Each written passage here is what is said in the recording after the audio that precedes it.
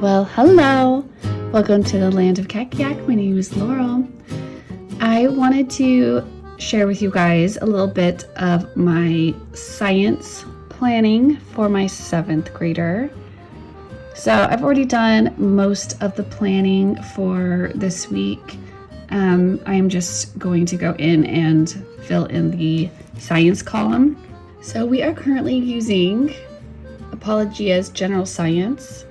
And I think I've shared before, so I bought the notebook that comes with it. I mean, you buy them separately, but it goes with the course. And basically, the schedule that they had them on and the way that they had the assignments, like, laid out, like how it was communicated, it was just kind of too much for my son to keep track of on his own and to be able to work independently, which was my goal for this course, was for it to be independent.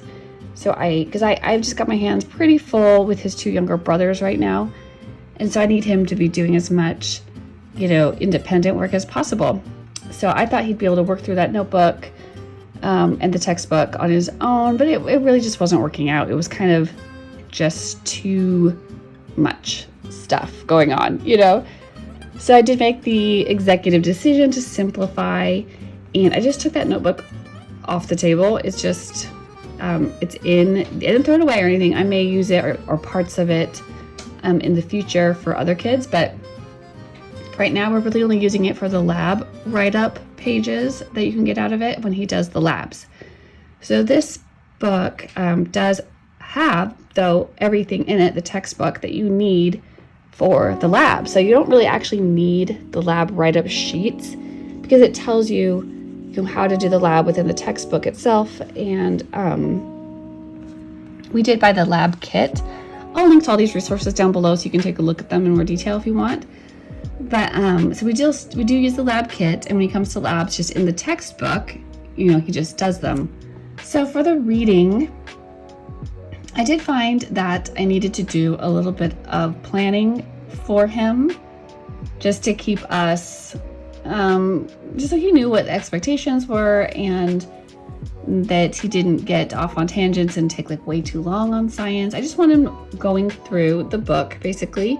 So I did a little bit of pre-reading. You can see there's some highlighting in the book. That was from me doing some pre-reading last weekend, I think. And I was just kind of highlighting terms I wanted him to define in his science journal page for him.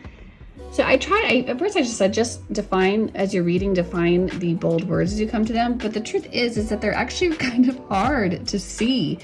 If you can tell from the video, it is already like a bold font that it's written in. And so the key terms, they are kind of hard to see, to tell the difference between the key terms and the regular text. So I just went ahead and I highlighted it for him. And I even noticed when I was doing this planning that, I had gone over it once and I thought I'd already highlighted all the key terms, but then I saw some that I had missed because they don't stand out as well as I would like them to. So anyways, that's the reason for the highlighting. So he can see when he's reading these pages, what key terms I expect him to have defined in his science.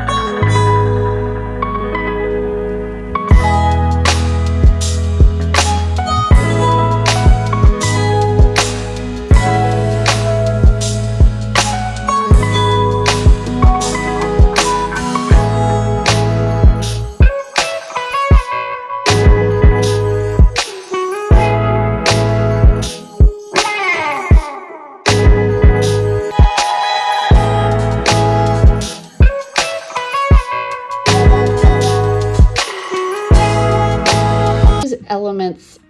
I'll do a separate video where I do the science planning for my younger son, who I'm using a different Apologia course for right now, and you'll see what I mean. So just stay tuned for that.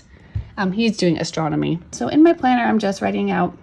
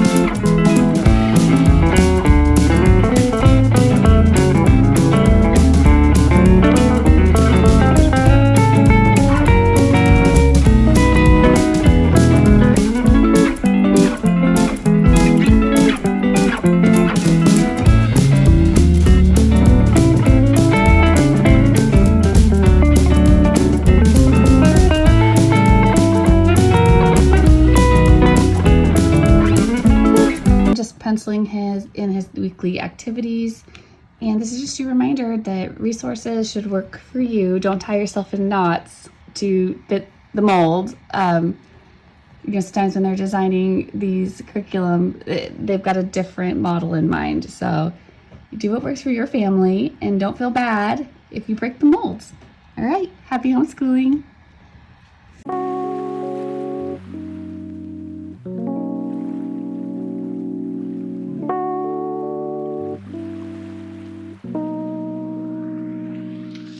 Thank you.